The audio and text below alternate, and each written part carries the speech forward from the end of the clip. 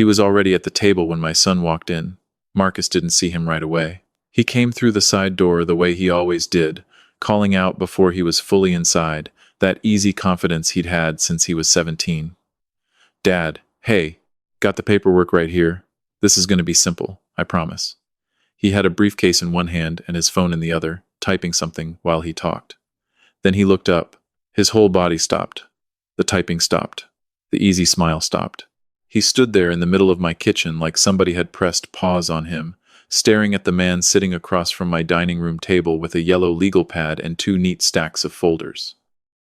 I watched my son's face go through 5 different things in about 2 seconds. Surprise first, then confusion. Then something he tried to hide very fast and almost managed to. "Dad," he said carefully. "Who's this?" I told him, and the way the color shifted in his face told me everything I'd spent 4 months hoping wasn't true. "My name is Gerald Moss. I'm 64 years old.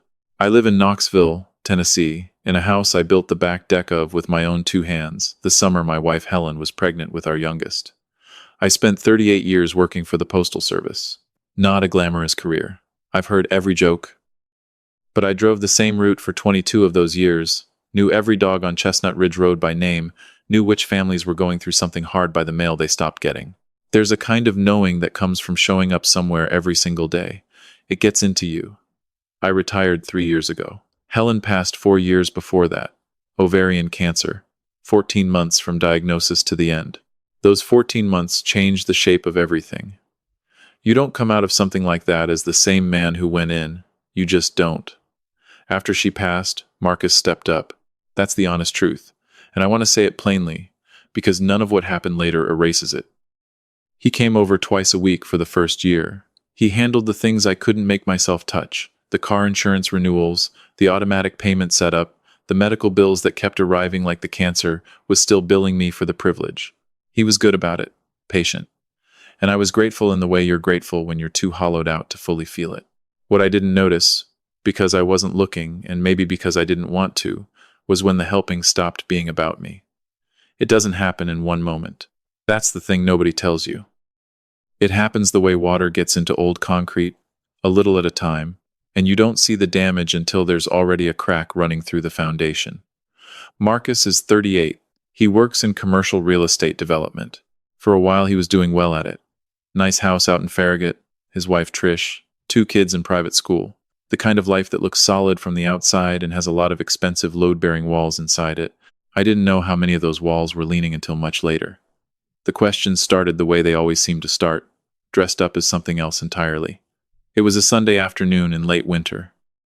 We were watching a basketball game, him on the couch, me in the recliner Helen picked out that I still can't bring myself to replace. During a commercial, he said, almost casual, "Hey, you ever think about what your financial situation looks like long-term?" I turned and looked at him. "What do you mean?" "Just, like, you've got the pension and the house and whatever savings. Have you talked to anybody about how it's set up? A planner or whatever?" I told him everything was in order. He nodded and didn't push it. I let it go. I shouldn't have let it go. Over the next few weeks, the questions migrated. Not weekly, not even predictable, just surfacing every now and then, in different clothes. Had I updated my will recently?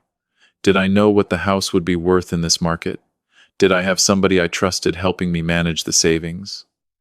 Each one alone was the kind of thing a caring son asks. Together, lined up in a row and looked at straight, they made a different shape. The thing that finally cracked it open was a phone call from a woman named Phyllis Arden.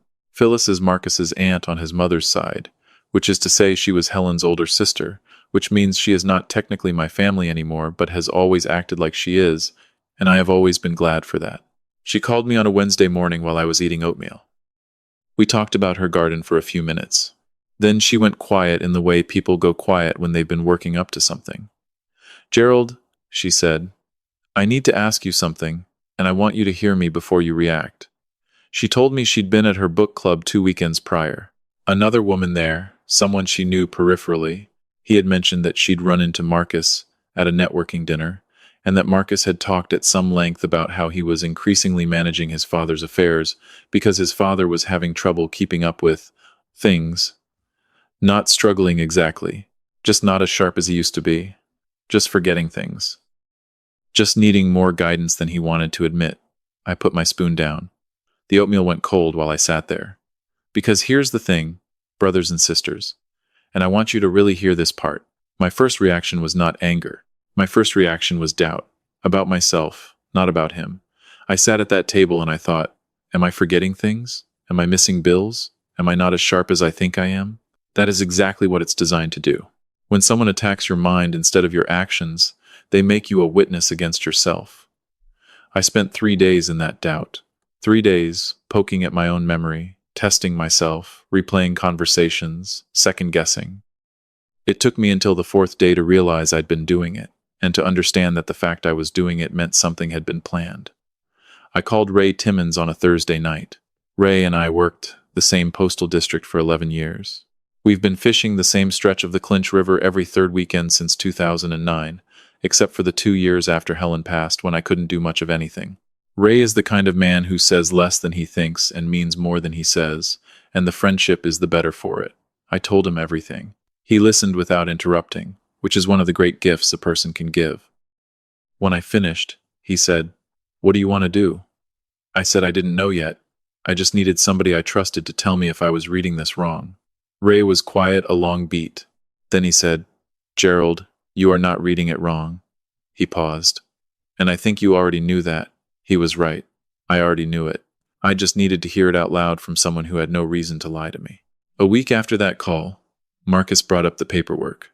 Said he'd been talking to a financial and estate planning professional, someone he trusted, and that it would be really smart for us to sit down and get everything organized properly while things were clear and calm.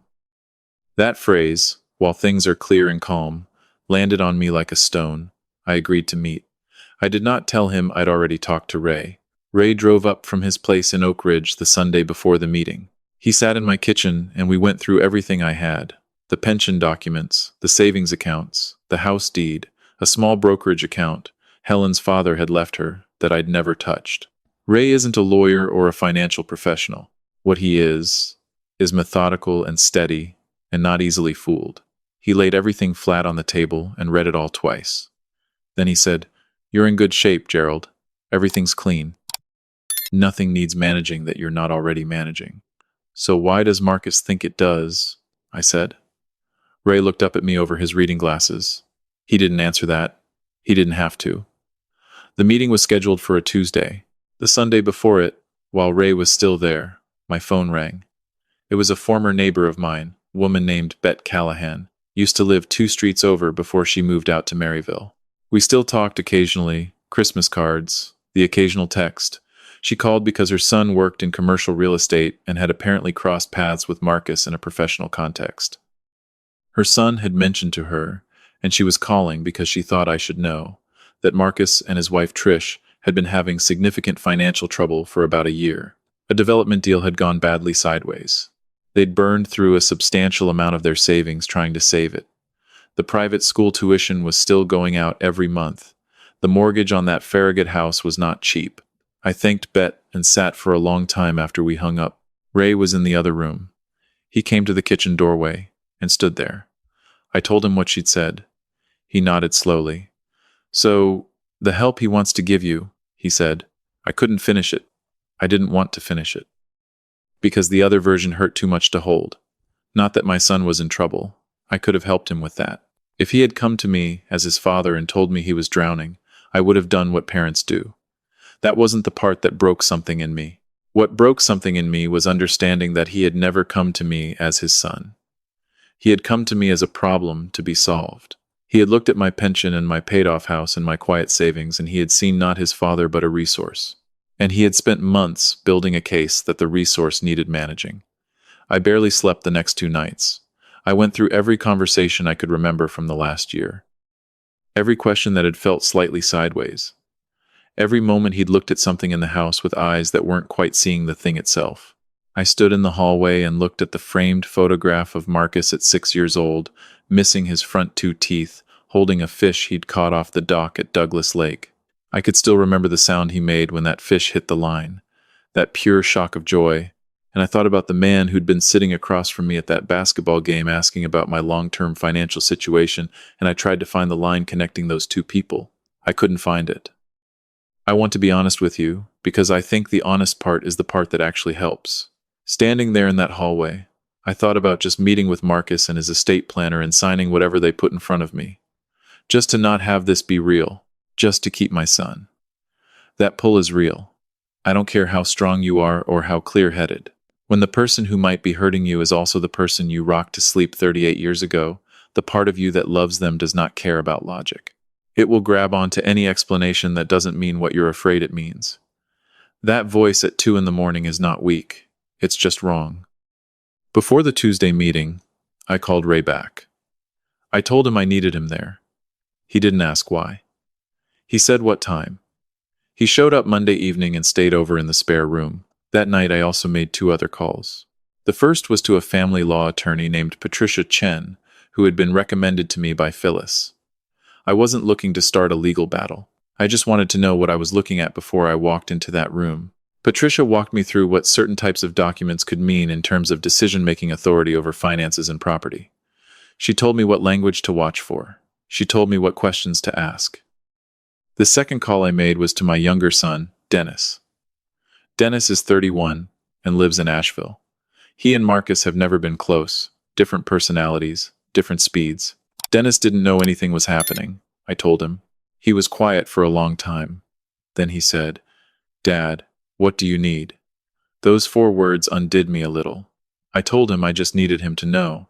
He said he was getting in his car in the morning. He was at my house by 10 a.m. So when Marcus arrived Tuesday afternoon, it was not the meeting he had planned. He came through the side door the way he always does. He had the briefcase, the phone, the easy professional manner. He called ahead that his estate planner would be a few minutes behind him, stuck in traffic. I said no problem. He stepped into the kitchen, and he saw Ray at the table, and he saw Dennis leaning against the counter with his arms folded. The easy manner did not survive the next 10 seconds. He recovered. To his credit, he recovered quickly, smiled, said he didn't know we were having a family thing. I told him it wasn't exactly a family thing. I asked him to sit down. The estate planner arrived about 10 minutes later, a man in his 40s named Stephen, who clearly had not been told to expect this configuration. He shook hands all around with the smile of a man calculating something behind his eyes. I asked both of them to sit down. Then I put Patricia Chen on speakerphone. She introduced herself by name and title. Stephen's face changed in a way that was not subtle. Ray had the financial documents laid out. Dennis had a notepad. I looked at my son. "Marcus," I said, "before we look at anything, I want to ask you some questions. And I want you to know that however you answer them, I'm still your father. That part doesn't change. But we're going to be honest in this room today." He opened his mouth, closed it. "Why have you been telling people I'm having trouble managing my own affairs?" The question sat in the kitchen for a solid 5 seconds. Stephen looked at the table. Marcus looked at me. "I haven't been." "You told someone at a networking dinner," I said. "Someone who knows me. That I was losing my sharpness. That I needed more guidance than I wanted to admit." His jaw tightened. I was concerned. "No," I said. And I said it quiet, not angry, just clear.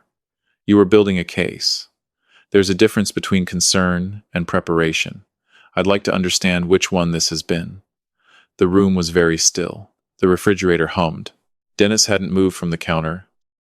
Marcus looked at his planner. Stephen looked at his hands.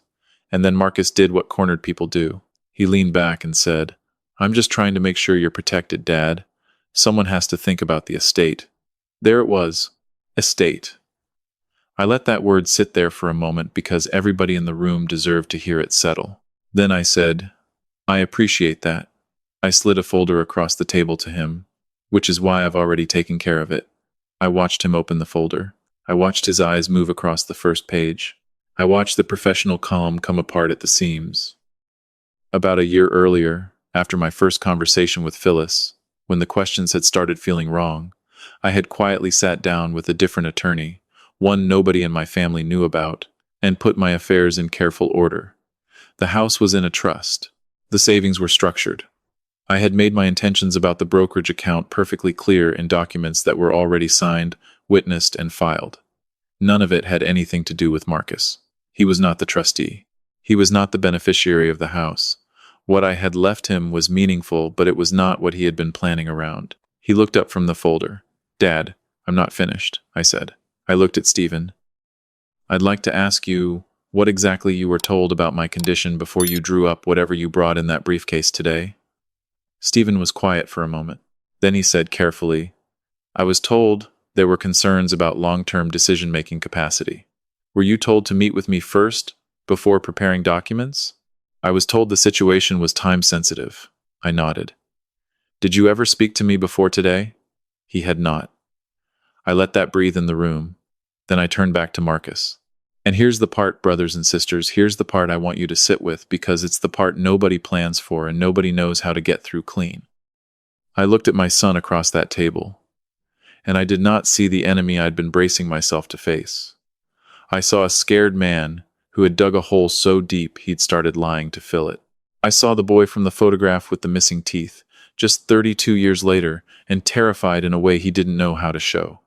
That didn't make what he'd done acceptable, not even close. But it changed the temperature of what I said next. I said, "I know about the development deal. I know about the debt. I know what the last year has looked like." Marcus went still, in a way that was different from before. More exposed. Dennis stared at the floor. "If you had come to me," I said, "as my son, not as somebody looking at my assets. If you had sat down and said, 'Dad, I'm in trouble and I'm scared,' we would be having a very different conversation right now." He looked away. His eyes were wet. He was working hard not to let that happen. "Instead," I said, "I spent 4 months wondering if my own mind was failing. I spent 4 months doubting what I knew to be true about my own life. You did that, not because you're a bad person, but because you were desperate, and you made choices I can't excuse." The room stayed quiet. Stephen was already putting things back into his briefcase. He stood up, shook my hand, said he was sorry for the misunderstanding, and showed himself out with the focused efficiency of a man who very much wanted to not be where he was. I don't know whether to blame Stephen. Probably he told himself a story about a worried son trying to help an aging parent.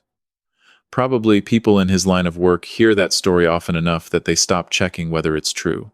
Marcus sat at my table for a long time after Stephen left. Ray had stepped out onto the back deck.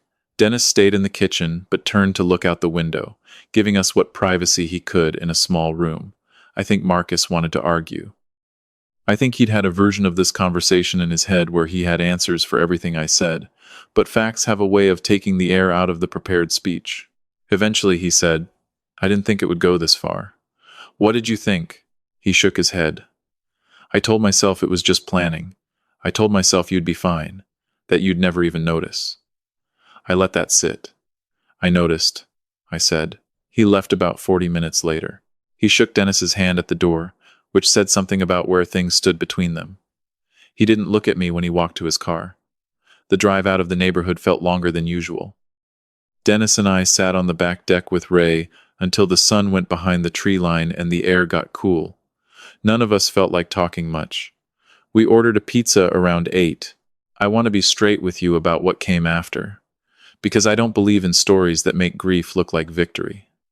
The weeks following were hard. Not in the dramatic way, not in the fighting way. Just in the quiet way of a house that echoes differently when you realize a relationship you thought you had is not the relationship that actually exists. I went about my days. I went fishing with Ray on the scheduled weekends. I had coffee with Phyllis on the last Sunday of the month the way I always had.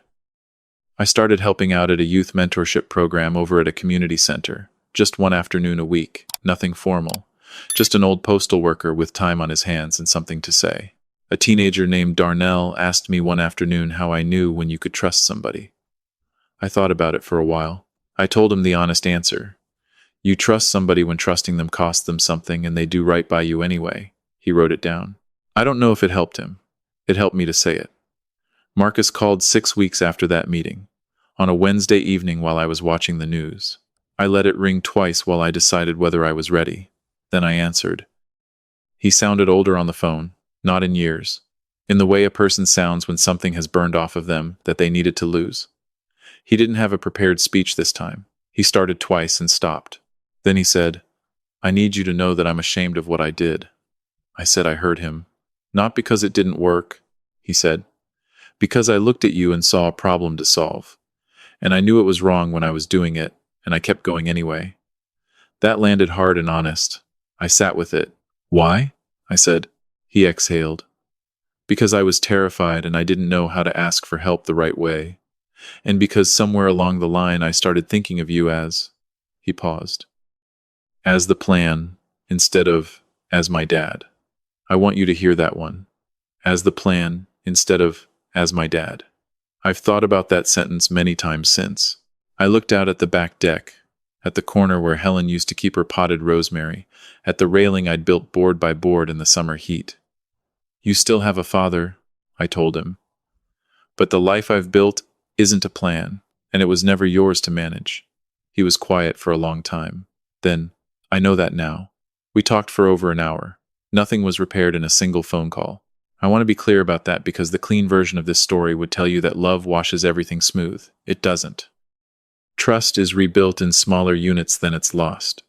What that call was a beginning, and beginnings are worth something. The reason I'm telling you all of this, sons and daughters and brothers and sisters out there, is not because I want sympathy for what I went through. I came out of it.